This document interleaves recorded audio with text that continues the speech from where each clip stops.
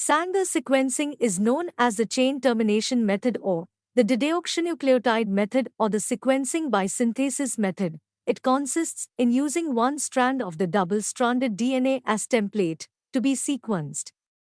This sequencing is made using chemically modified nucleotides called dideoxynucleotides, DNTPs.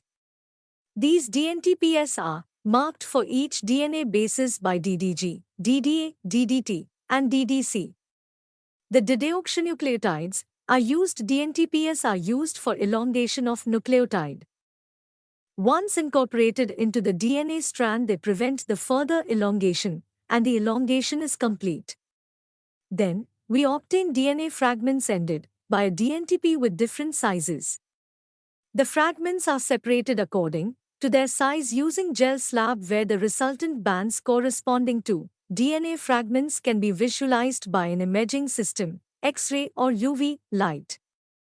The first genome sequenced by the Sanger sequencing are FIEX174, genome with size of 5374 BP, and in 1980 the bacteriophage lambda, genome with length of 48,501 BP. After years of improvement, Applied Biosystems is the first company that has automated Sanger sequencing. Applied Biosystems has built in 1995 an automatic sequencing machine called ABI Prism 370 based on capillary electrophoresis, allowing fast and accurate sequencing. The Sanger sequencing was used in several sequencing projects of different plant species such as Arabidopsis, rice and soybean, and the most emblematic achievement of this sequencing technology is the decoding of the first human genome.